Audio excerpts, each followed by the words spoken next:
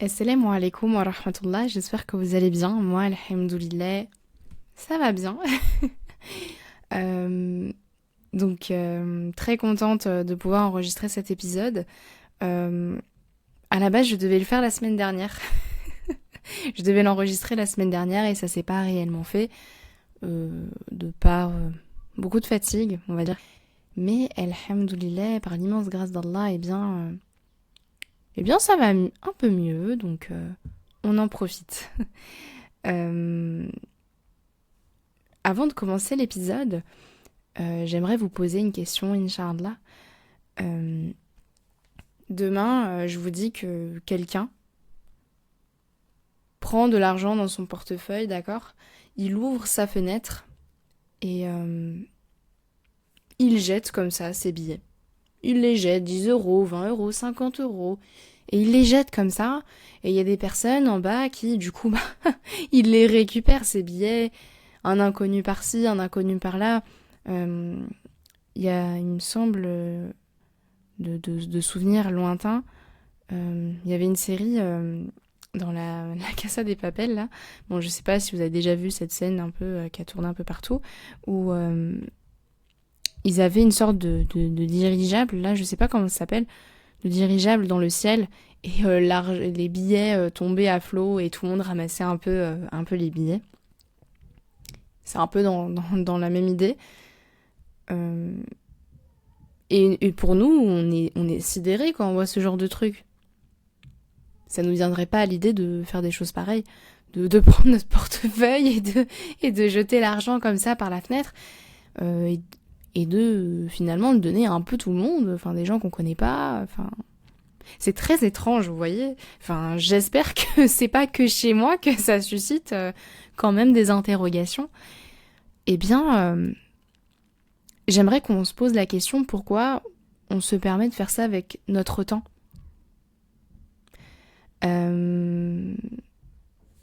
El-Bukhari a rapporté que le prophète Mohammed sallallahu alayhi wa sallam a dit que il y a deux bienfaits que beaucoup de gens se permettent de gaspiller, la santé et le temps libre.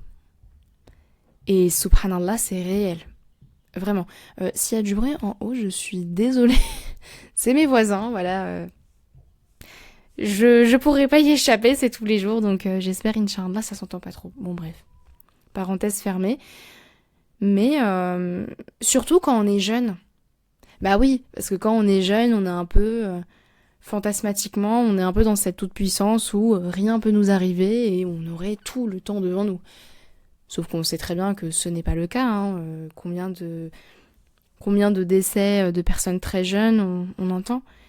Et subhanallah, il y a des personnes qui se permettent de dire aussi un tel est mort trop tôt. Bah non, cette personne est décédée parce qu'Allah subhanahu wa ta'ala l'a prescrit. Donc personne ne meurt trop tôt et c'est comme ça. Ou alors, pareil par rapport à la santé, bah voilà, c'est injuste, pourquoi Allah subhanahu wa ta'ala fait ce qu'il veut de nous et il y a une grande sagesse aussi au fait que bah, un moment on l'a, un moment on l'a plus. C'est si on avait par exemple la santé, si on l'a tout le temps, toute notre vie, bah en fait on n'en prendrait pas soin du tout. Vous voyez ce que je veux dire? Et le temps, c'est pareil, mais pourtant on se permet, subhanallah, un gaspillage mais monumental quoi. On parle beaucoup de gaspillage alimentaire, mais je trouve qu'on parle pas assez de gaspillage de temps, gaspillage d'argent et de beaucoup de choses et qu'Allah subhanahu wa ta'ala nous réforme. Vraiment. J'aimerais, s'il vous plaît, si c'est possible, soit vous mettez en pause ou, bon, dans le pire des cas, le faire après, de prendre votre téléphone et de regarder votre temps d'écran. Alors, tous les téléphones, la plupart du temps, il faut aller dans les paramètres et vous pouvez avoir accès à vos temps d'écran. Et vous avez accès au temps d'écran quotidien, quoi. Même en plus, bah, c'est précisé, il y a les temps d'écran selon les applications et souvent, la majorité du temps qu'on passe, c'est sur les réseaux sociaux. Je me doute que vous allez passer 2 heures dans vos paramètres, vous voyez ce que je veux dire? Enfin voilà, Souvent, les 2, 3, 4 heures qu'on peut passer, très souvent, c'est sur les réseaux sociaux. Bon, après, peut-être aussi, il y en a certains qui dépassent sur des jeux, c'est tout à fait possible. Mais voilà, très souvent, c'est sur les réseaux sociaux qu'on passe beaucoup de temps. Et très souvent, on nous entend dire « j'ai pas le temps, j'ai pas le temps, j'ai pas le temps ». Sauf qu'on a tous 24 heures dans une journée. Bon, après, évidemment, on dort, on mange, donc ces besoins primaires prennent beaucoup de temps. Mais subhanallah, comment peut-on dire « je n'ai pas le temps » alors que nos temps d'écran peuvent être de 4 heures, 5, 6, 7, 8 heures. C'est colossal, 8 heures de temps d'écran, vous vous rendez compte? Et maintenant, c'est la norme. Moi, je vais être honnête avec vous, mon temps d'écran moyen, c'est de 3 heures, je pense. C'est de 3 heures. Bon, parfois, ça augmente parce qu'il y a des podcasts que j'écoute sur YouTube, donc du coup, ça augmente un petit peu de temps. Mais je dirais que la moyenne, pour moi, c'est 3 heures. Moi, je trouve que c'est encore trop. C'est encore trop. Hier, bon, 4 heures, mais parce que YouTube, 4 heures, 3 heures, 5 heures. Bon. Très souvent, c'est YouTube, mais je trouve que c'est encore beaucoup. Et dites-vous que j'ai même plus de réseau. Hein. Mais c'est sur WhatsApp et YouTube aussi. WhatsApp, YouTube qui me font défaut. Et je trouve que c'est déjà encore trop. Car là, nous facilite. Et on a banalisé des temps d'écran qui sont colossaux, quoi. J'ai fait mes petites recherches. Et franchement, les résultats que j'ai vus sont moins alarmants que les représentations que j'ai des temps d'écran des autres. Alors peut-être c'était parce que avant, mon temps d'écran moyen à l'époque, c'était de 7 heures. Et pourtant, quand j'étais au lycée, j'avais pas accès à mon téléphone. Hein. J'avais pas accès, je n'y allais pas de la journée. Donc en fait, tous les moments où je revenais, téléphone, qu'est-ce que un tel a fait? Bon, bref. En 2023, les Français passent en moyenne, donc du coup passer en moyenne, puisque j'ai pas les données de 2025, un peu plus de 3h30 par jour. Bon, c'est une moyenne, même si dans mon entourage, les gens passent beaucoup plus de temps que 3 heures. Bon, je ne sais pas, après peut-être que c'est moi qui ai biaisé. Et une autre donnée que j'ai vue, et qui moi franchement, je trouve ça un peu inquiétant. Un peu inquiétant, surtout la plateforme que c'est TikTok.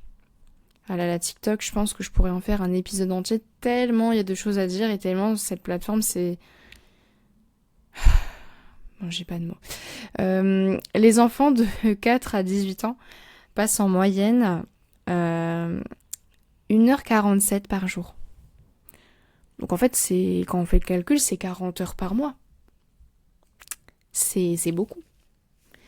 Donc, et on ose encore une fois dire je n'ai pas le temps. Je n'ai pas le temps. Et moi, la toute première, hein, pareil, je referai le disclaimer plusieurs fois s'il faut. Je fais le rappel pour moi en premier et mon but n'est pas de diaboliser, de mettre des personnes à mal, de culpabiliser, non.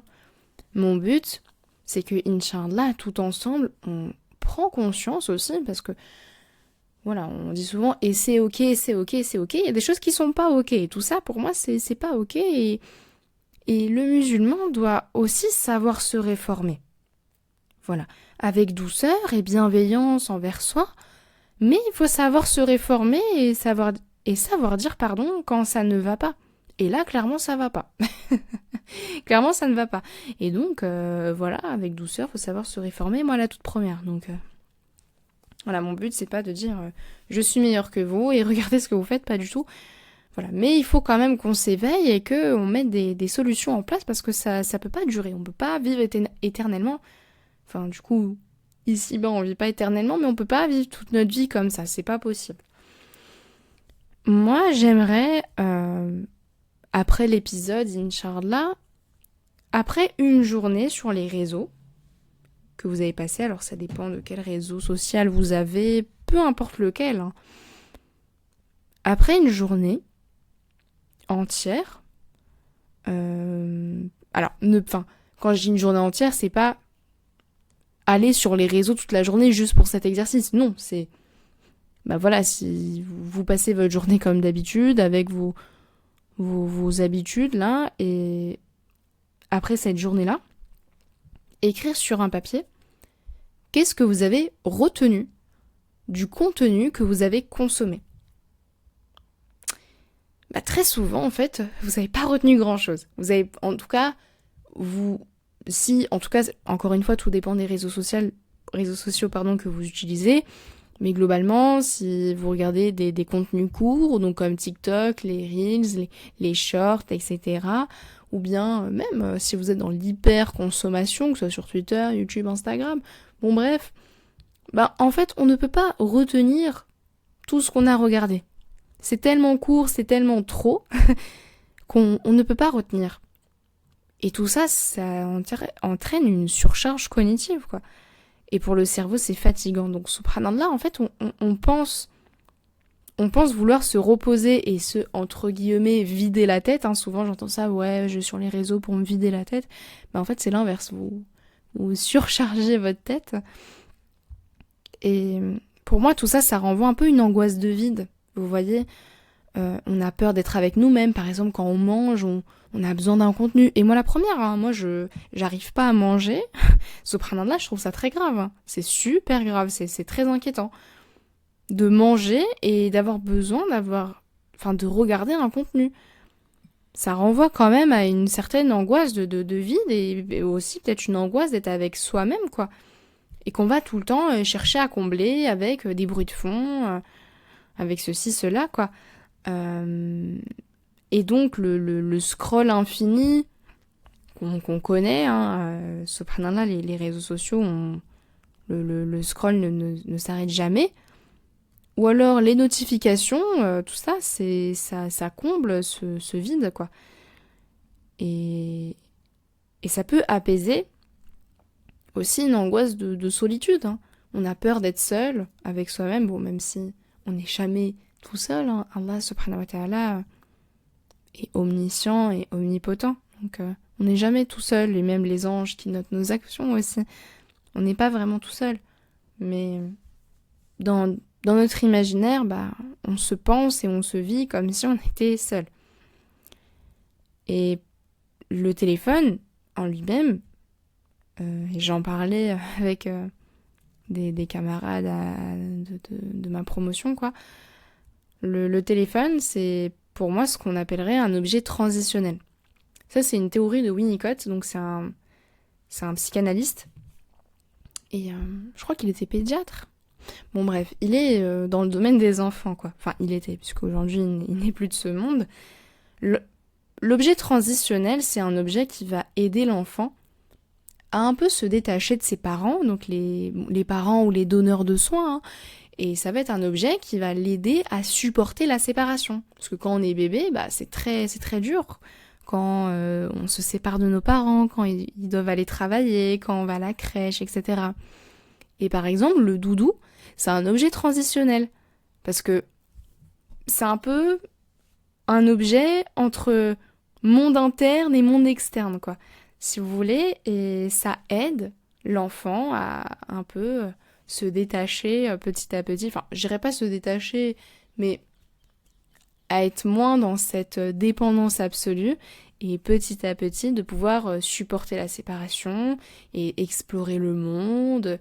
Et après, petit à petit, par exemple, développer la relation avec les pairs, donc P-A-I-R, et pas les papas, quoi, mais les pères, vraiment les camarades, quoi. Et donc, le téléphone, c'est un peu pareil dans la mesure où le téléphone, ça peut renvoyer à tout ça. Dans ces angoisses-là, un peu de vide, de séparation, de tout ça. En fait, souvent, moi, je sais que j'ai besoin d'avoir souvent mon téléphone dans la main, quoi. C'est comme une sorte d'objet de réassurance. Et il y a des études qui ont montré que quand les gens étaient stressés, ils utilisaient beaucoup plus leur téléphone. Vous voyez ce que je veux dire? Et justement, en fait, il Il y avait un article qui disait, c'était une dame qui comparait le téléphone et la tétine. Donc ça renvoie un peu à ces choses-là. Je suis pas très précise dans ce que je dis, parce que j'ai pas trop envie de vous perdre, parce que je sais que ça peut être des théories qui sont compliquées. Mais voilà, faut partir du principe que le téléphone, c'est un peu comme un doudou. Voilà, conclusion de tout ça, le téléphone, c'est un peu comme un doudou, un peu comme une tétine. Et je trouve que c'est chouette d'avoir ça dans la tête, parce que ça peut nous aider à comprendre certains de nos processus. Voilà, mais de toute façon, la prise de conscience et la compréhension profonde de nos comportements en général, elle est super importante dans leur appréhension, quoi. Parce que sinon, on reste en surface. Vous voyez ce que je veux dire ? On a une plaie, au lieu de mettre le pansement direct, bah non, on désinfecte, tout ça. Il faut envisager ça sur le long terme. Et si on a une compréhension trop superficielle de tout ça, bah ça va être très difficile de pouvoir le traiter. Voilà. Avant de traiter les symptômes, on traite la maladie en elle-même et donc la cause, quoi. Donc, identifier un peu, ok, pourquoi, à quoi mon téléphone me renvoie, quand est-ce que je suis plus enclin à l'utiliser, etc., etc. Enfin, vraiment oula, le lapsus, j'allais dire avoir une angoisse, non, avoir une compréhension vraiment profonde. Après, effectivement, la compréhension peut être angoissante. Ok. Dans un premier temps, j'aimerais aborder le fait que les réseaux sociaux, et encore une fois, mon but, c'est pas la diabolisation, la culpabilité, mais vraiment une compréhension. Et il y a des choses qu'on ne peut pas nier. Et les réseaux sociaux, comment je pourrais le dire, nous manipulent un petit peu psychologiquement. Sachez que, et ça me remplit de colère, des psychologues sont derrière ça. Elles sont derrière la création de ces réseaux sociaux pour nous maintenir le plus longtemps possible et pour, du coup, enrichir ces entreprises. Donc, en fait, qui utilisent les connaissances sur l'humain, mais à mal. Et pour le mettre mal. Moi, je trouve ça juste terrible. Je trouve que c'est n'importe quoi. Bon, bref. Au bout d'un moment... Bon. Et Inch'Allah, pouvoir appréhender de comment et pourquoi on peut être addict, quoi. Ou du moins avoir un très très fort attrait pour tout ça. Tout d'abord, c'est intéressant de voir l'usage de nos sens. Subhanallah, vraiment le téléphone en lui-même, juste le téléphone, même sans les réseaux, en fait stimule quasiment tous nos sens, à part l'odorat et le goût. Peut-être un jour, franchement, avec les avancées technologiques, mais pour l'instant, ça stimule beaucoup la vue. Il y a plein de couleurs et l'humain aime ça. Toutes ces couleurs, aussi l'ouïe, avec les différents bruits. En plus, c'est des bruits assez satisfaisants, vous voyez, des bruits un peu brefs, un peu rassurants. Je ne saurais pas comment expliquer, mais par exemple, quand vous likez un truc ou quoi, ça fait des petits bruits. Et ça, le cerveau aime beaucoup. Je ne saurais pas vous fournir une explication profonde du pourquoi, du comment, mais c'est un truc que j'ai remarqué et je pense que ça a une importance. Et ça suscite beaucoup le toucher avec l'aspect un peu tactile. Et vous voyez, je parlais d'objets transitionnels tout à l'heure, mais ça peut aussi nous faire un petit peu régresser. Le téléphone, c'est un peu comme un jouet, finalement. Le jouet peut stimuler ces trois sens-là. Bon, aussi, ça peut aussi... les jeux peuvent aussi stimuler l'odorat et le goût parfois. Mais voilà, globalement, les jouets qu'on aimait le plus quand on était petit, c'était ceux qui faisaient des lumières, où peut-être il y avait des sons quand on appuyait dessus, ou avec des textures assez particulières, vous voyez.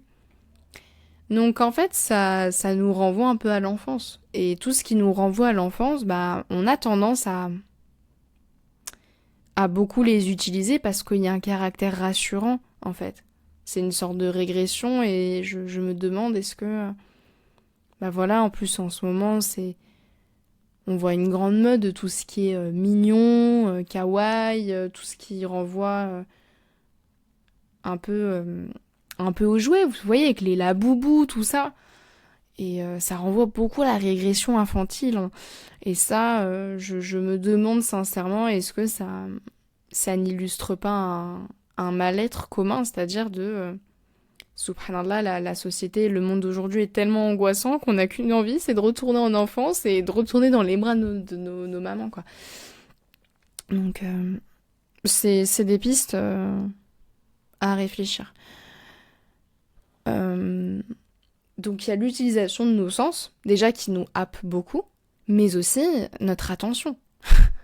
Subhanallah, notre téléphone, en règle générale, a un très très grand impact sur notre attention globale, hein, que ce soit l'attention interne et externe. Alors, il y a une expérience très très connue, et je pense que s'il y en a un psycho qui m'écoute, je pense qu'ils vont lever les yeux en l'air, tellement on l'a entendu tous les jours, cette expérience, on n'en peut plus. Mais je vais quand même la partager, parce qu'elle est simple à comprendre.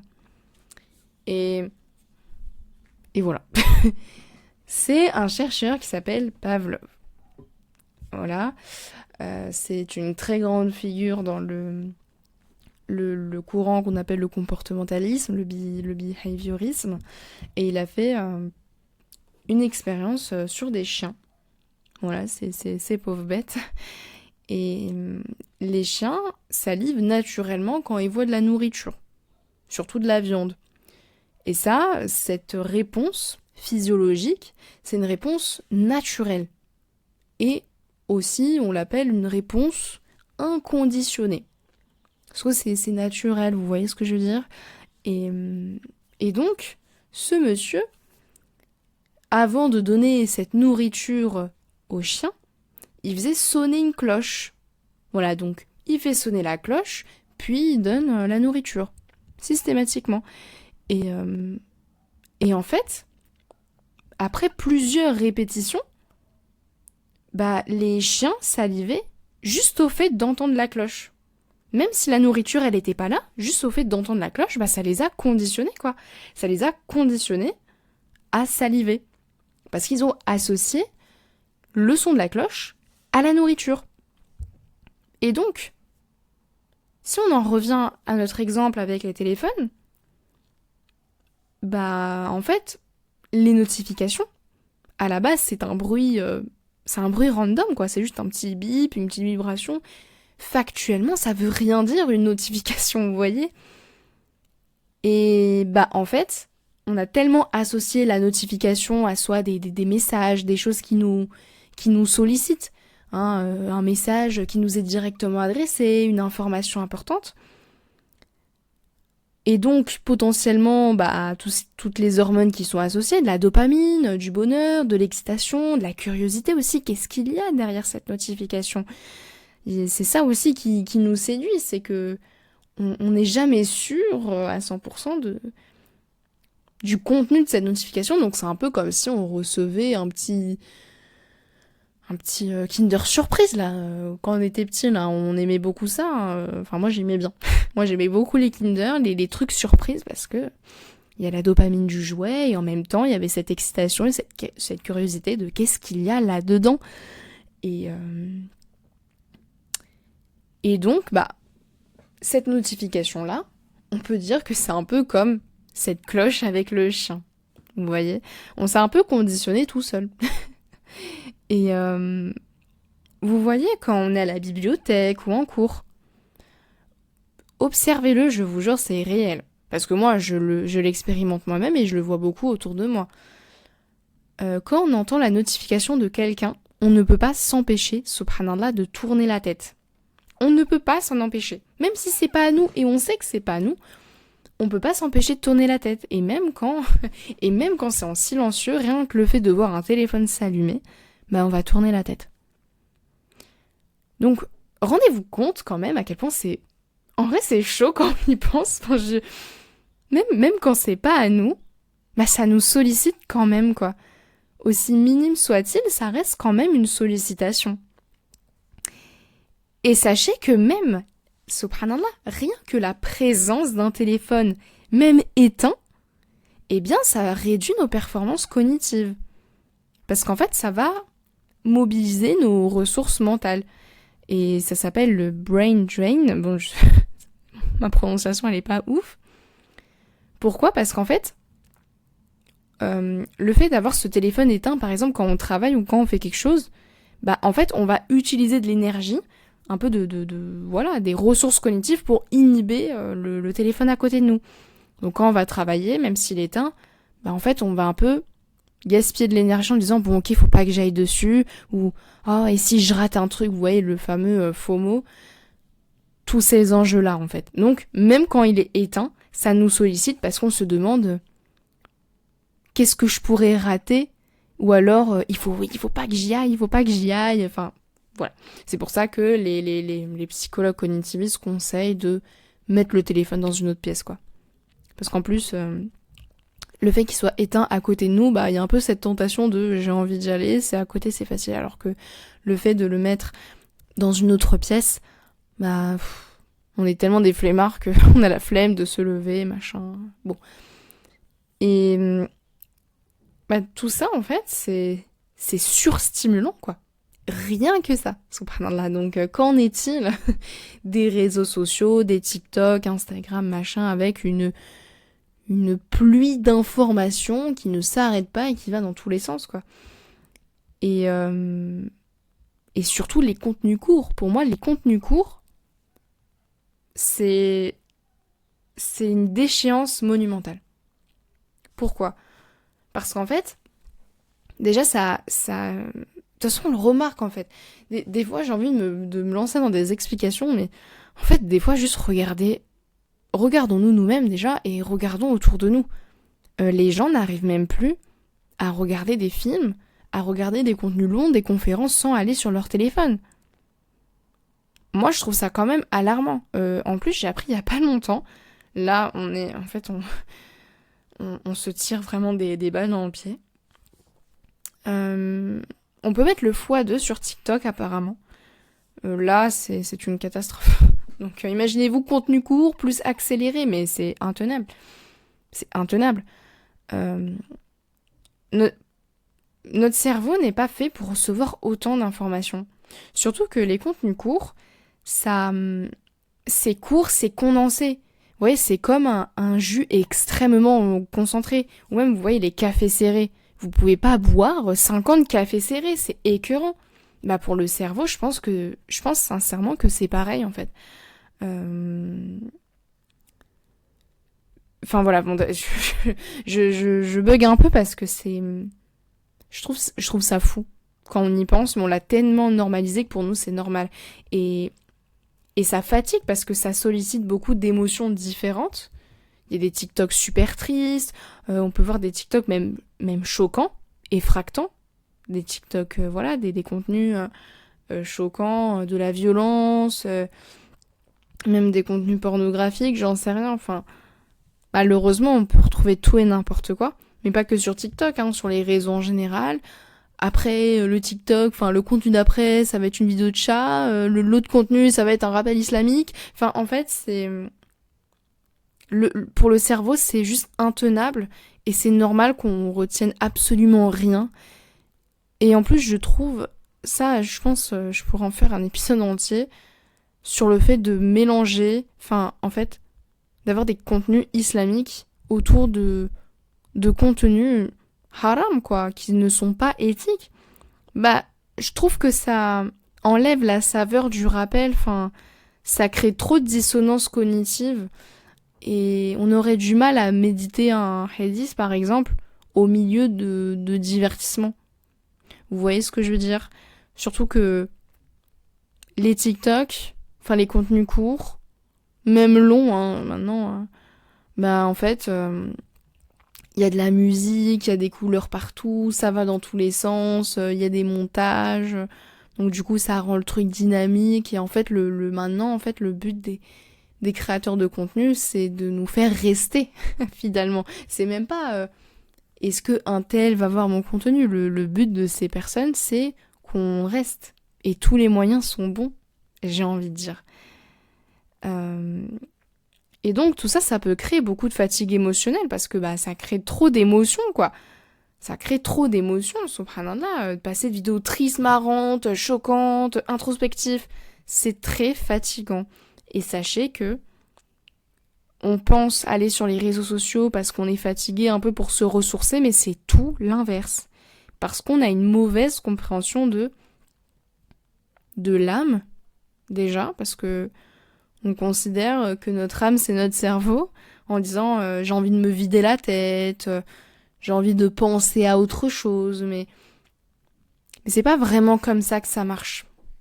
Vous voyez, c'est pas comme ça que ça marche. En tout cas, dans le prisme islamique, c'est pas tout à fait ça. Vous voyez, là, je viens de recevoir une notification, mon téléphone a vibré, et je viens de tourner la tête en me demandant qui m'envoyait un message. Voilà. Donc vous voyez, même quand... Voilà, ça me traverse aussi, sachez-le. Et c'est tout le monde, mais c'est bien de l'avoir en tête, ça aide. Je parlais de fatigue émotionnelle, mais sachez que aussi, tout ça, ça impacte la santé mentale. Et ça, pareil, on pourrait en parler pendant très longtemps. Je survole beaucoup de choses, mais c'est pour vous donner une idée globale. Et je pense encore à cette notification. Vraiment, subhanallah, quoi. Allah subhanahu wa ta'ala, là, il m'éprouve dans ce que je dis, mais c'est très bien. Alhamdoulilah, quel bienfait. Donc, par exemple, je trouve que avec les réseaux, on va beaucoup se comparer. Et ça va amplifier ce qu'on appelle des biais cognitifs, des limites un peu. Les biais cognitifs, c'est dur à définir quand même. Disons que c'est des schémas de pensée qui sont pas vraiment objectifs, pas vraiment réels. Bon, après, chaque humain est très subjectif. Et seul Allah subhanahu wa ta'ala est objectif. Mais ce sont des choses qui peuvent nous mettre à mal. Par exemple, minimiser le positif, amplifier le négatif, se mettre un peu au centre de tout. Vous voyez ce que je veux dire? Bon, c'est un peu honteux que je ne sache pas vraiment le définir. Là c'est un peu alarmant. Et l'humain se compare systématiquement. On est des animaux sociaux, c'est normal qu'on se compare. Mais il faut se demander à qui on se compare. Vous voyez? Et sur les réseaux, c'est que de l'instantané et tout est préparé, mais sauf que c'est tellement bien fait qu'on pense que c'est leur vraie vie. Donc par exemple, les vlogs.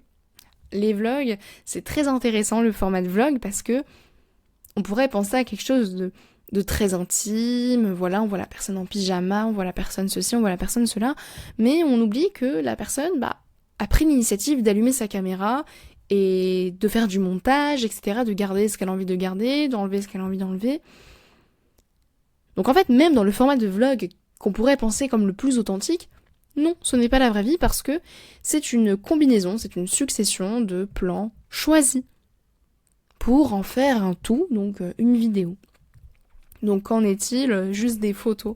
Subhanallah, une photo, c'est une milliseconde de toute une journée. Une photo qui est préparée, qui est retouchée.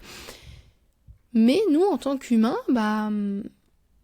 on peut pas s'empêcher de, malgré le fait que ce soit un instantané, de s'imaginer toute une vie et de se dire « Ah là là, mais un tel doit être tellement heureux, un tel doit être tellement ceci, tellement cela » et à se comparer, et à dire « Moi, ma vie est nulle, etc. etc. » et à nier les bienfaits d'Allah subhanahu wa ta'ala.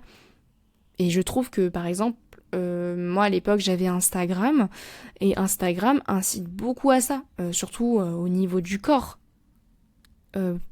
C'est une violence inouïe de voir tous ces corps, je dirais pas corps parfait, parce que personne n'est parfait et voilà, mais avoir des corps, disons, qui répondent aux standards de cette société-là. Parce que croyez-moi, dans d'autres cultures, je pense pas que ce soit ces corps-là qui, des corps minces, etc., c'est pas forcément ce qu'il y a de plus considéré comme beau dans d'autres cultures et dans d'autres époques, hein. N'hésitez pas à vous renseigner sur ça, c'est extrêmement intéressant. Et bon bref, et on peut pas s'empêcher de se comparer, ça fait mal. C'est super blessant, quoi. C'est très blessant pour nous de voir ça, surtout quand on a une image de soi qui est fragile. Donc aussi quand on a des prédisposants, faut pas se lancer, quoi, vous voyez. Il faut faire attention à soi quand on a des vulnérabilités. Mais à force, je pense que même si on a une bonne estime de nous, tout ça, je pense que à force, ça peut avoir un impact. Allah alem, mais je pense que même quelqu'un qui a la tête sur les épaules, au bout d'un moment, ça peut toucher. Même si et en plus, subhanallah, c'est traite parce que je trouve que même si on sait que c'est retouché, même si on sait que c'est pas vrai, on peut pas s'en empêcher, quoi. Donc, il y a des choses, je trouve, sur lesquelles il ne faut pas s'approcher. Et moi, sur ça, je préfère plus m'approcher. Et c'est une des raisons pour lesquelles j'ai enlevé Instagram, c'est déjà les réels, là. Et surtout ça. Comme Instagram, c'est le but, c'est de faire des photos très esthétiques et de proposer des esthétiques. Bon, par exemple, ce truc de clean girl, ça pareil, on pourra en parler de ce mouvement-là. Hein. Voilà, le mouvement clean girl, je trouvais extrêmement problématique. Et plus le temps passe, et plus il l'est. Et voilà, quoi. Y a plein de choses comme ça qui font que... non, moi, je n'avais plus envie de ça. Et surtout que ça ne répond pas forcément à l'éthique du musulman. Et ça, Inch'Allah, on va en parler. Mais oui, en fait, sur les réseaux sociaux, on se baigne dans des éthiques qui ne sont pas les nôtres. Voilà. Je ne blâme pas ces personnes-là, elles font ce qu'elles veulent, vous voyez. Voilà, mais il faut savoir se désavouer de ça. Le travailler son désaveu. Et aussi, je trouve que le narcissisme, l'ego, est beaucoup trop sollicité dans tout ça. Où, en fait, on est hyper centré sur nous-mêmes. Surtout quand on poste des choses, mais en fait, pas forcément. Parce que même quand on poste rien, c'est beaucoup qui m'a envoyé un message, moi, qui a liké ma story, qui a répondu à mes histoires, qui s'intéresse à moi. Et je trouve qu'il y a une hypercentration de soi. Alors que les gens, quand ils regardent les stories, ils tapotent. Hein. Ils ne regardent pas, alors que nous, on pouvait passer 30 minutes à peaufiner un petit peu la story pour qu'elle soit attrayante, pardon. Mais en fait, les gens passent plusieurs temps à regarder, qui a regardé ma story? Bref, moi je trouve qu'il y a une hypercentration de soi.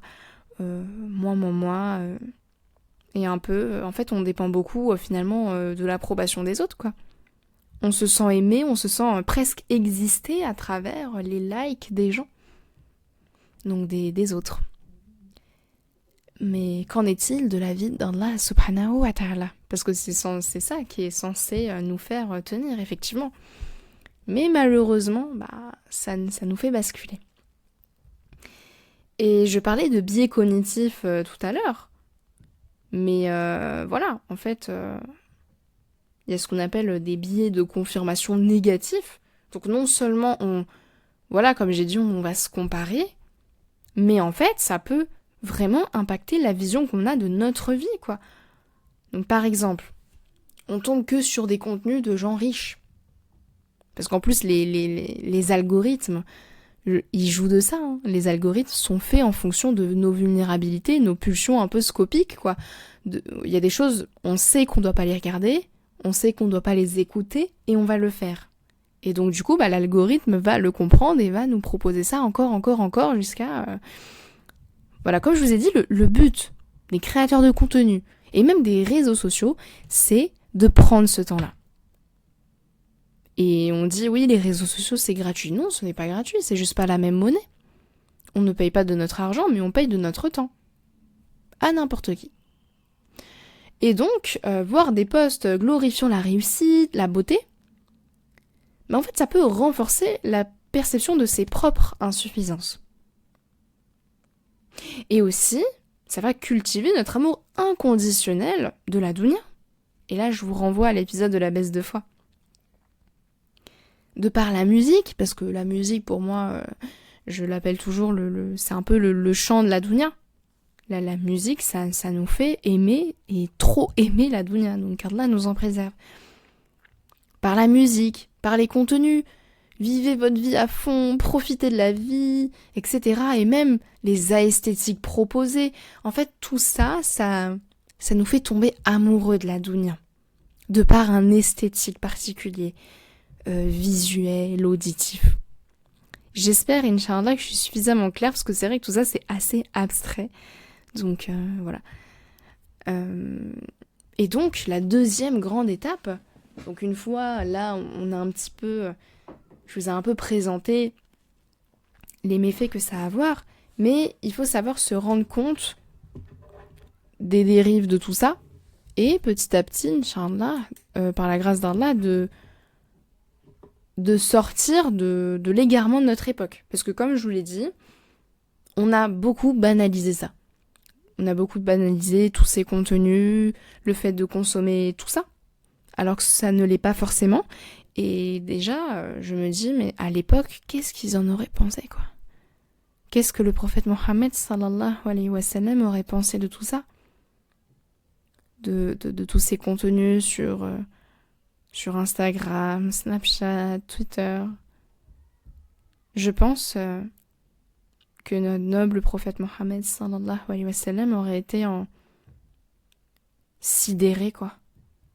Vraiment, Quand vous voyez le prisme à l'époque et celui de maintenant, ça n'a rien à voir. Et le capitalisme et tout ce qui est de l'ordre de l'occidentalisation, je ne saurais pas comment l'appeler, nous a bien eus. Et en fait, il se confond avec notre éthique qui est censée être différente de tout ça. Et il faut faire ce travail. Et ça fait partie du travail de soi, sur soi. De sortir de ce prisme-là qu'on a trop normalisé, parce que non, ce n'est pas normal de consommer tout ça. Et il y a des choses qu'on ne devrait pas regarder, et il y a des choses qu'on ne devrait pas consommer. Et c'est un rappel que je fais pour moi en toute première, vraiment. N'hésitez pas à regarder les biographies des compagnons du prophète Mohammed, sallallahu alayhi wa sallam. Comment ils vivaient leur vie. Parce que voilà, c'est vrai qu'on peut se dire, bon, en vrai aussi, évidemment, en tout premier lieu, c'est vrai que ça me paraît tellement évident que je ne l'ai pas cité, la biographie du prophète Mohammed, sallallahu alayhi wa sallam, parce que ça nous permet de voir un peu son lifestyle. Et c'est son lifestyle qu'on devrait imiter. Parce qu'on aime bien regarder les night routines, les home tours, voilà, de nos influenceurs préférés, là. Mais c'est pas réellement ça qu'on est censé faire. Vous voyez ce que je veux dire? Changer de modèle d'inspiration. Parce que sur les réseaux, on nous propose des modèles, mais je vous jure qu'il y a beaucoup mieux. Donc, il y a ça, et du coup aussi ceux des compagnons du prophète Mohammed, sallallahu alayhi wa sallam. Parce que bon, c'est vrai que notre noble prophète, sallallahu alayhi wa sallam, c'est un prophète. Donc, c'est vrai que voilà, ça peut être, comment dirais-je, nous-mêmes on peut se dire, bon, on n'est pas pareil, machin, c'est inaccessible, alors que bon, ça reste aussi un être humain. Mais j'aime beaucoup les biographies des compagnons, puisque déjà il y en a vraiment beaucoup. Il y a des femmes, il y a des hommes, et en tant que femme, c'est vraiment chouette qu'on ait accès à ça, alhamdoulilah. C'est vraiment chouette parce que voilà, ça renforce ce sentiment d'identification, quoi.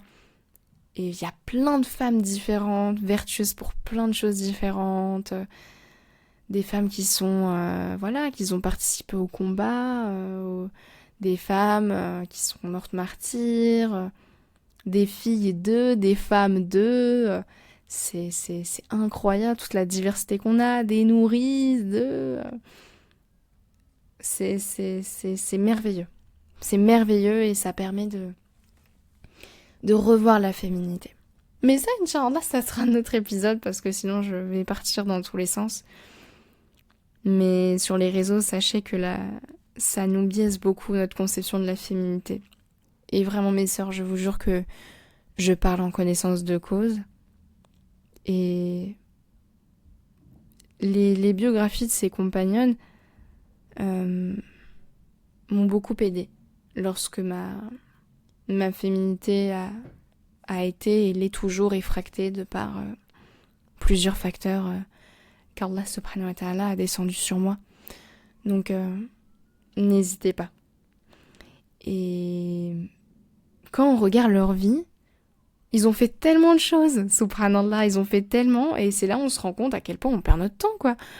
On perd notre temps à être passif sur le lit, parce que je vous jure, quand on regarde les gens, et je pense que moi aussi du coup, quand on regarde les gens consommer ces contenus, on dirait des zombies.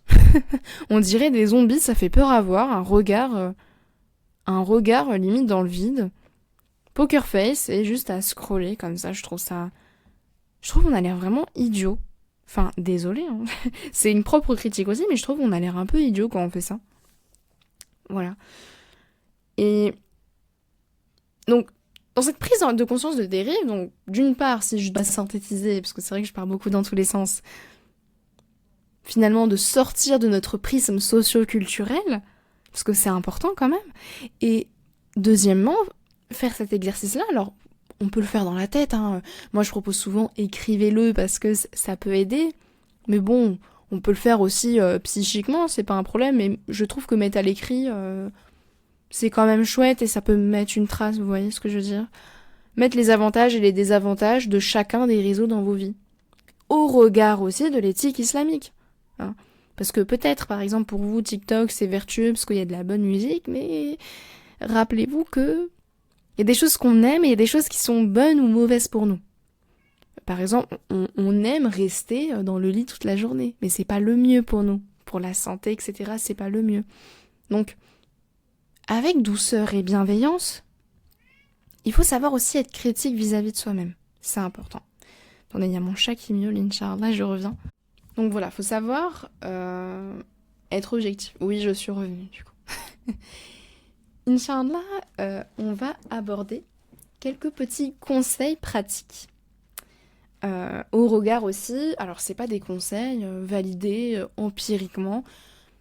Franchement, pour être très honnête, c'est des conseils que j'ai réunis, de ceux que j'ai appliqués.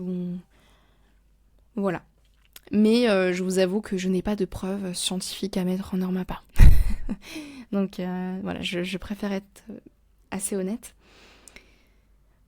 Moi, je pense que ce que je vais faire, c'est que je vais raconter mon expérience pour ensuite pouvoir en dégager des conseils.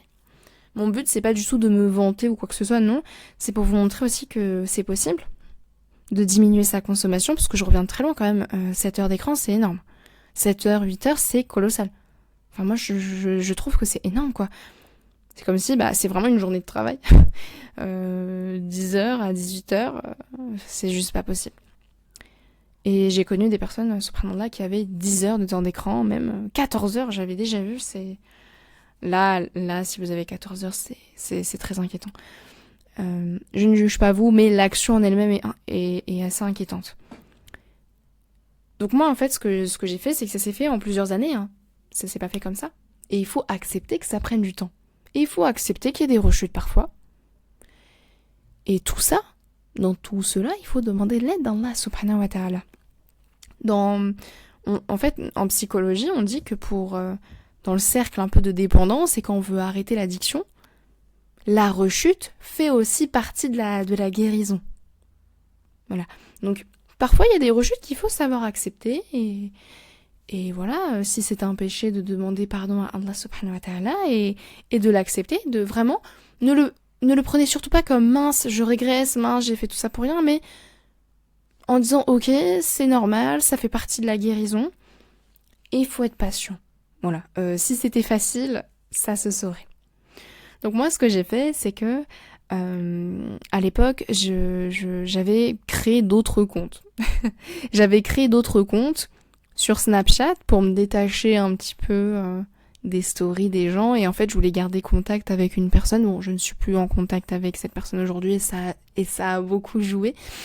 Donc voilà, j'avais créé cet autre compte et sur Snapchat et sur Instagram. Pour Instagram, c'était pour nettoyer un petit peu mon algorithme. Mais qui s'est vite dégradé après parce qu'en fait, même quand on a que du contenu islamique, déjà, on n'apprend pas sur les réseaux sociaux, on n'apprend pas de sa religion sur les réseaux sociaux, mais bon, ça, c'est pas l'objet de cet épisode, mais voilà. Il y a beaucoup à en dire parce que beaucoup de personnes pensent comme cela en se disant, bah non, je comprends pas, oui, je passe 7 heures sur les réseaux, mais j'ai du contenu islamique. Oui, mais non. Déjà, dans ce contenu islamique, dans quoi baigne-t-il ? Et on n'apprend pas de sa religion sur les réseaux avec des contenus courts. En tout cas, on peut bénéficier d'aucun apprentissage, quoi. Comme je vous ai dit, si on écrit sur une feuille tout ce qu'on a retenu, bah en fait, on n'a rien retenu, donc bon. Bah mince, je sais plus ce que je disais. Oui. Du coup, j'avais créé cet autre compte sur Instagram. Et en fait, l'algorithme, au final, les divertissements ont vite repris. Il y avait quand même des contenus islamiques, mais en fait, il y avait un mélange assez curieux. Et surtout qu'il y avait les réels dans lesquels je passais beaucoup de temps. Et aussi, les contenus très esthétiques et qui suscitent de la comparaison aussi. Donc pour moi, Instagram, ça a été le réseau social pour moi qui a été le plus problématique. J'ai eu beaucoup de mal à l'arrêter, mais au final, donc en fait, j'ai changé de compte. Après, c'est passé 1 an, 2 ans, et après j'ai pris l'initiative de désinstaller Instagram. Ça a été difficile et il m'est arrivé plusieurs fois de le réinstaller. Mais en fait, j'ai tellement mentalisé, j'allais dire psychologisé, ça se dit pas, mentaliser tous les désavantages que ça avait sur moi, sur ma foi. Et n'hésitez pas à mettre l'intention, hein. Mettez l'intention de le faire pour Allah subhanahu wa ta'ala, pour vous rapprocher de lui. On s'éloigne de choses pour s'en rapprocher d'autres. On s'éloigne, du mur droit pour se rapprocher du mur gauche. Donc, mettre l'intention de s'éloigner des réseaux sociaux pour se rapprocher d'Allah subhanahu wa ta'ala. Donc voilà, j'ai désinstallé Instagram. Et puis, quand du coup, avec cette tierce personne, quand je n'ai plus contact avec elle, parce que j'avais très envie, d'enlever les réseaux sociaux, mais avec cette relation-là, je ne pouvais pas vraiment. Et du coup, quand cette relation s'est stoppée, eh bien, j'ai été libérée et puis j'ai pu, alhamdoulilah, désinstaller Snapchat. Snapchat, ça me servait vraiment à rien. Pour le coup, c'était juste pour ça. Voilà, parce que aussi, Snap, ça commençait un peu à s'essouffler, quoi. Enfin, Snapchat, pour moi, c'était très toxique dans je dirais dans la validation sociale de qui m'envoie un message, qui regarde mes stories. Alors, je postais pas vraiment de story. J'avais une story privée, là. Mais quand je postais dans cette story privée, j'avoue, j'étais un peu triste quand j'avais pas de réponse de cette story. Alors qu'aujourd'hui, qu'est-ce que je m'en fiche, quoi. Enfin, avant, pareil, les remis, je les prenais très mal. Avant, à l'époque, un remis d'une journée, je le prenais un peu mal. Aujourd'hui, fais-moi un remis de 3 semaines. Tu fais ta vie, quoi. Juste, ça peut altérer un petit peu la relation, mais si c'est pas récurrent, chacun fait sa vie. Bon, peut-être aussi parce que je grandis, je ne sais pas. Donc aujourd'hui, aussi, j'ai désinstallé Twitter. Mais j'y retourne de temps en temps parce que pour le coup il y a des rappels islamiques qui sont intéressants, mais en ce moment je me retrouve à un peu trop retourner sur Twitter, donc donc il faudrait Inch'Allah que je diminue. Donc vous voyez, j'ai mes manquements aussi, et voilà. Et du coup, j'ai YouTube également. Alors YouTube, je voulais pas l'enlever parce que j'y voyais beaucoup plus d'avantages que d'inconvénients. Et ça m'embêtait trop d'enlever YouTube. Pour le coup, il y a vraiment beaucoup de ressources, pardon, alhamdoulilah. Mais par contre, il y a très peu, j'ai refait un compte pour nettoyer un peu mon algorithme. Et là, c'est un peu mon défi d'aujourd'hui. C'est voilà, de pas me noyer dans les divertissements proposés sur YouTube et d'utiliser les contenus de manière plus vertueuse, quoi, d'avoir des contenus plus éthiques, mais une éthique qui répond à l'éthique musulmane, et de pas perdre mon temps dans les divertissements, quoi. Donc voilà, même encore aujourd'hui, j'ai des défis, j'ai des manquements, et on demande à Allah subhanahu wa ta'ala de nous faciliter. Donc voilà, donc dans tout ça, quels conseils je pourrais donner? Donc déjà, première chose que j'ai faite, soit si on a la mentale de refaire un compte, de nettoyer un peu le feed, on va dire, on peut faire ça. Mais il y a des moments où ça marche pas, où la tentation est trop forte, et il faut savoir le voir, et au lieu de se mettre dans des situations qui nous mettent à mal, arrêtons de nous faire violence, et on peut aussi désinstaller l'application. Voilà. Désinstaller l'appli si elle nous est trop nuisible. Mais voilà, c'est pas parce que moi j'ai désinstallé... C'est pas parce que j'ai désinstallé Instagram que il faut absolument que vous fassiez la même chose, quoi. Si par exemple vous allez sur Instagram de temps en temps et que voilà, il y a des contenus... Enfin, je sais que j'ai une amie qui a Instagram et elle y va juste pour les conférences, etc.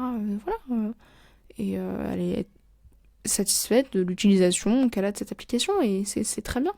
Mais voilà, si par contre, si Instagram, ça nous fait perdre beaucoup de temps au détriment, en fait. Quand je vous parle du temps, subhanallah, la plupart d'entre nous, on travaille, on est à l'école, tout ça. On n'a pas non plus... on n'a pas des journées de 92 heures, quoi. Donc... Le temps en fait qu'on utilise dans ça, en fait on le perd vis-à-vis d'Allah subhanahu wa ta'ala, et on se permet d'oser dire je n'ai pas le temps de lire le Coran, je n'ai pas le temps de prier, je n'ai pas le temps de faire ceci, donc c'est assez dangereux, donc il faut faire attention.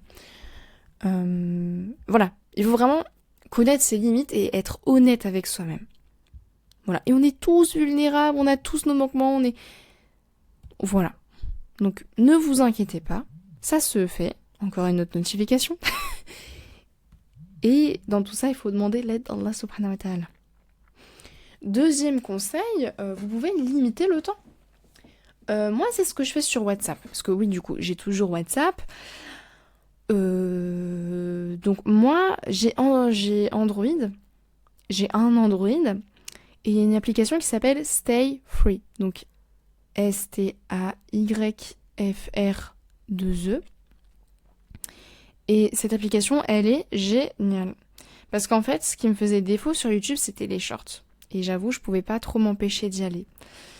Et là, dans cette application-là, on peut bloquer certaines fonctionnalités de certains réseaux. Donc par exemple, on peut bloquer les réels sur Instagram. On peut bloquer les shorts sur YouTube, mais pas les autres choses. Et aussi, on peut mettre un temps limité. Et c'est pas facile pour le modifier parce que...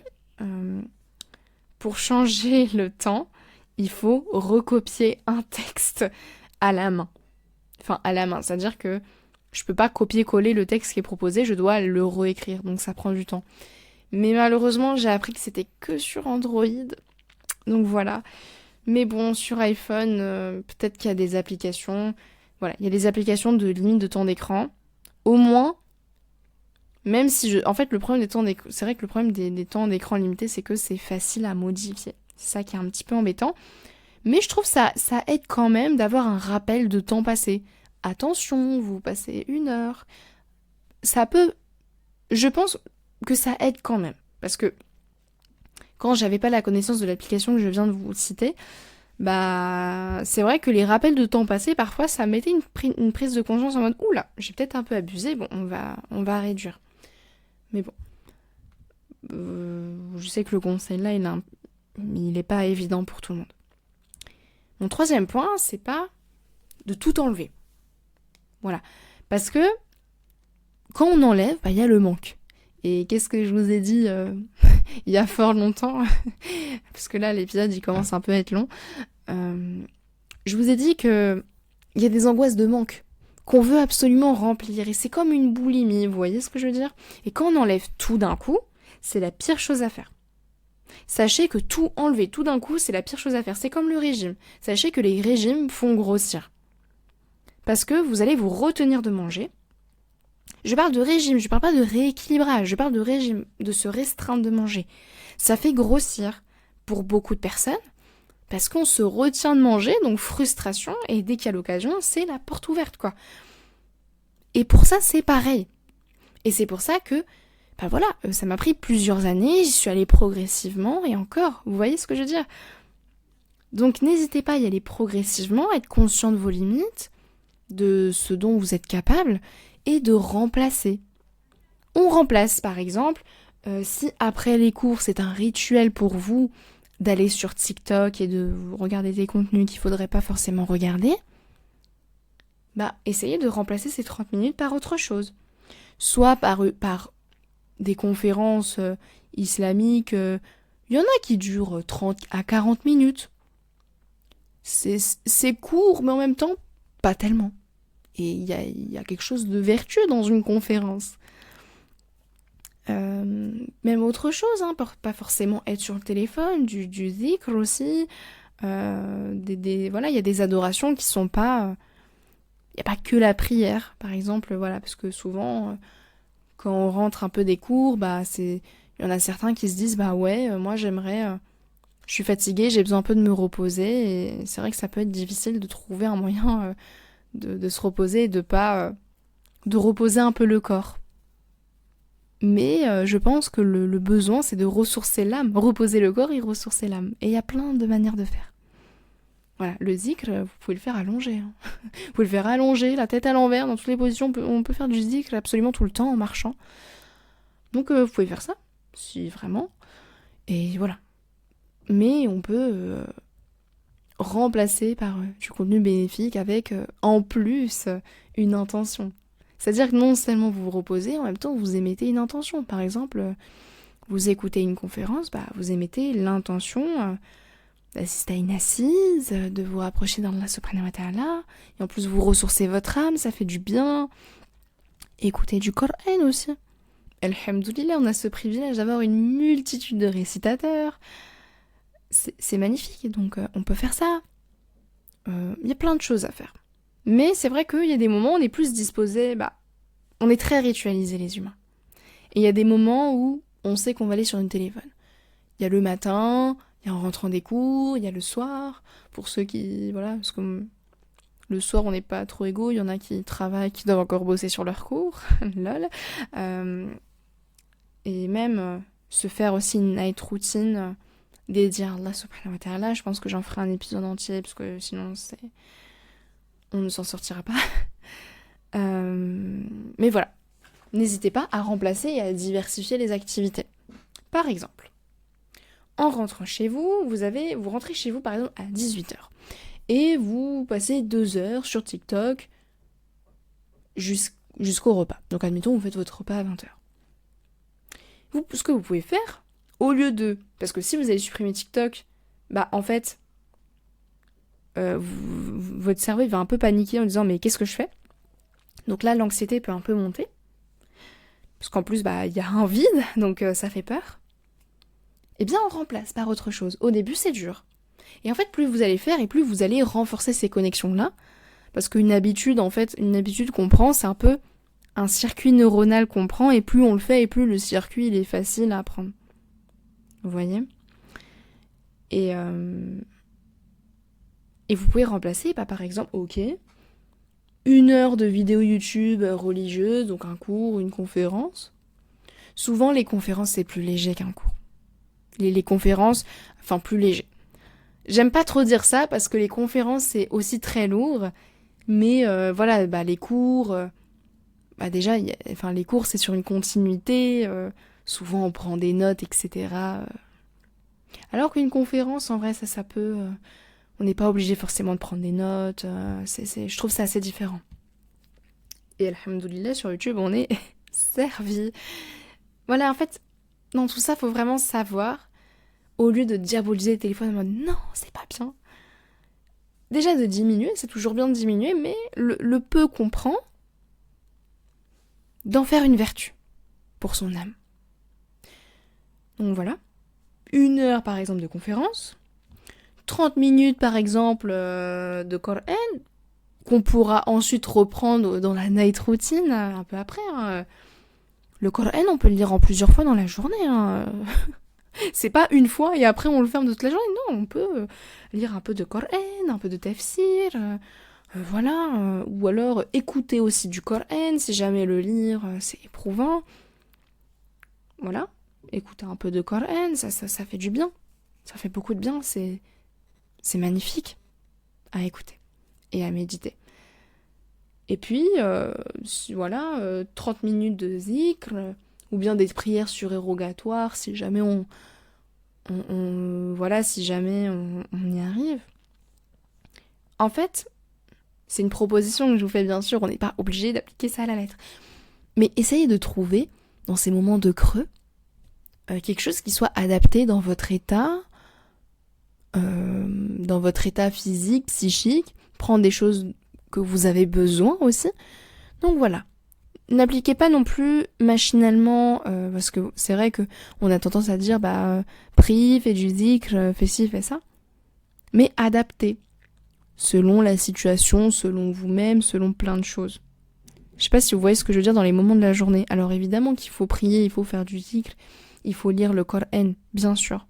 Mais n'hésitez pas à adapter ces moments-là dans la journée, dans lesquels vous allez être plus propice à le faire, quoi.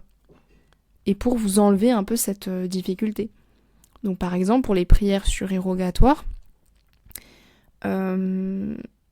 si vous êtes plus à l'aise d'en faire beaucoup le matin, faites-en beaucoup le matin. Si vous êtes plus à l'aise d'en faire beaucoup le soir, faites-le le soir. Si vous voulez les intégrer dans la night routine, voilà, je peux comprendre qu'en rentrant des cours, le corps est un peu fatigué, donc on peut faire autre chose, comme le zikr, par exemple.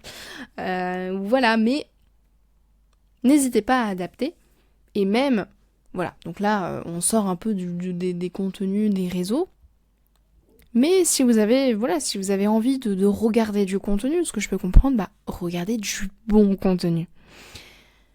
Et voilà. Moi, j'aimerais que de ce que vous retenez de tout ça, c'est que il y a d'autres solutions que tout arrêter. Voilà. Parce qu'en plus, je trouve aussi, ça n'a un peu rien à voir, mais j'aimerais quand même en parler. Parce que c'est quelque chose que je vois beaucoup. Il y a beaucoup de femmes qui disent, quand je vais me marier, je vais arrêter les réseaux. Je sais pas pourquoi il y a ce fantasme-là. Déjà, cessons d'attendre le mariage pour faire des choses. On peut faire un travail sur nous-mêmes, évoluer spirituellement, psychologiquement hors du mariage. Et il vaut mieux le faire dès maintenant. Profitons de notre célibat pour faire... voilà, on a beaucoup de temps et c'est même bien de le faire dès maintenant. Pourquoi attendre le mariage ? Et je pense que ça c'est dû au fait de l'idéalisation considérable du mariage. Et je comprends pas pourquoi. C'est très populaire de penser comme ça, mais vous pouvez commencer dès maintenant. Mais arrêter tous les réseaux comme ça, c'est pas la meilleure chose à faire. Parce que comme je vous ai dit, si vous arrêtez tout du jour au lendemain, c'est pas bon. Et il faut y aller progressivement, petit à petit. Donc au début, par exemple, on peut rester, admettons, vous avez 7 heures de consommation. Au début, on remplace le contenu, on essaie à la limite de faire des compromis. Par exemple, moi, ce que j'avais fait, c'est que même encore aujourd'hui, voilà, quand je me mets OK, je m'autorise une vidéo de divertissement, 1 ou 2 vidéos de divertissement, alors ça dépend à quel point elles sont longues. Je m'autorise quelques vidéos de divertissement, mais par contre, après, on arrête. Et en fait, plus le temps passe, et plus on n'a même plus envie. On perd de l'intérêt en fait. Je ne saurais pas comment vous dire, mais à force on perd de l'intérêt. Et en fait moi ça a été ça mon grand problème, c'est que j'étais une grande consommatrice de divertissement. Et en fait ça c'est super fatigant quand on y pense. Ça va dans tous les sens. Et ça n'apporte rien. Et moi, plus le temps passe et plus ça me dégoûte un peu. Alors pas totalement parce qu'il y a quand même des contenus de divertissement que j'aime toujours, hein, voilà, je vais pas non plus vous mentir, ça serait malhonnête. Mais plus le temps passe et plus on cherche plus de nouvelles choses, nouveaux trucs à regarder. En fait, au bout d'un moment, ça dégoûte. Je vous jure, au bout d'un moment, ça dégoûte. Et voilà. Et mon dernier conseil, c'est de faire un travail psychologique sur tout ça. Comme sur le FOMO. FOMO, c'est Fear of Missing Off. Et en gros, on a peur de rater des choses importantes, etc. Se recentrer sur soi-même aussi. Pourquoi on est tellement happé par la vie des autres? Pourquoi on est autant friand de gossip? Un tel s'est mis en couple avec un tel. Des gossips sur tout plein de célébrités. Même sortir de la passivité, même en termes de posture, parce que voilà, on est sur le lit comme un zombie. Et reprendre sa vie en main, quoi. Il faut qu'on se reprenne un petit peu. Voilà. Ça y est, on en a marre d'être passif. Parce qu'en fait, j'ai l'impression qu'on est constamment victime du capitalisme, victime de la consommation. Mais il faudrait, main dans la main, qu'on cesse d'être des victimes et qu'on soit actif. Et en fait, de prendre des bonnes références, vous voyez, au lieu de regarder... Voilà, au lieu de regarder un podcast sur des futilités genre Storytime. Ah là là. Je sais que, surtout les filles, je sais pas pourquoi, on aime trop les Storytime. On aime trop les Storytime grandiloquentes. Et sauf que factuellement, ça nous apporte rien. Vraiment, qu'est-ce que ça apporte dans ma vie de savoir que un tel l'a trompé avec 14 femmes et que il a brûlé sa voiture ou je ne sais pas quoi. Ça m'apporte rien. Vous voyez ce que je veux dire? Mais par contre, demain, je regarde une storytime d'un converti. Je regarde même, du coup, des biographies très enrichissantes. Là, ça va vraiment m'inspirer. Ça va me donner des clés et ça va me donner même des conseils de vie. C'est génial. Au lieu de regarder des assises de conversation où des randoms racontent leur vie, regardons des assises de savants, de personnes qui parlent d'islam, qui parlent d'Allah. Parce que, en fait, non seulement on reste dans cette posture, donc on peut regarder ça allongé si c'est ça qui nous séduit, hein. On peut se reposer aussi, on reste des humains. Allah n'a pas rendu la religion difficile, vous voyez ce que je veux dire? Et Allah fait preuve d'une grande rahma envers nous. Mais en même temps, on peut être gagnant. Dans tous les sens. Dans la vie d'ici-bas et dans l'au-delà. Et voilà, il y a des assises de personnes qui parlent, qui parlent de leur amour du Coran, tout ça. Il y a plein de podcasts, c'est génial. Le contenu islamique, c'est pas que des cours sur la jurisprudence, non, pas du tout. Alhamdoulilah, il y a plein de bonnes choses, vraiment, même des vidéos très simples. Voilà, de 10 minutes d'un monsieur qui dit, qui rappelle un peu la confiance en soi, mais sous le prisme d'Allah subhanahu wa ta'ala, tout ça. Ça fait plaisir à regarder, c'est chouette. Vraiment. Donc, faut pas hésiter. Mais voilà. Et pour les choses à ne pas faire, donc enlever tout du jour au lendemain, ça je le déconseille.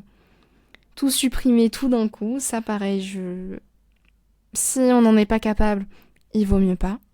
Et mettre l'intention et demander l'aide à Allah subhanahu wa ta'ala. Franchement, des fois on se prend la tête, mais on oublie de demander l'aide à celui qui nous a créés. Allah subhanahu wa ta'ala nous a créés. Il est le concepteur de nous. Et il sait mieux que nous, subhanahu wa ta'ala. Donc, parfois, il suffit juste de lui demander gentiment. Comme on dit toujours. Culpabiliser. Parce que, en fait, on culpabilise beaucoup, mais on fait pas. Je sais pas pourquoi on fait ça, hein, mais toujours on dit ah non, je suis trop nulle, je fais ça. Mais en même temps, on cherche pas trop à arrêter. On se déresponsabilise, subhanallah. Donc, il faut aussi essayer de mettre en place des actions. Parce que c'est pas en culpabilisant qu'on s'arrête, bien au contraire, parce qu'on tombe dans des pensées de fichu pour fichu. Et ça, dans ce podcast, on n'en veut pas. On n'en veut pas. Du coup aussi, refuser les rechutes et prendre les rechutes comme la fin, alors que pas du tout. C'est des choses qui arrivent, on est des êtres humains. Nous sommes des êtres humains et c'est pour ça que le repentir existe et c'est pour ça qu'on peut parler avec Allah subhanahu wa ta'ala. Et voilà. Dernier conseil aussi, du coup se détourner d'Allah subhanahu wa ta'ala. Et voilà. En fait, aussi, ça permet parce que quand on est trop sur les réseaux dans tout ça, eh bien on est abonné aux gens, aux créatures.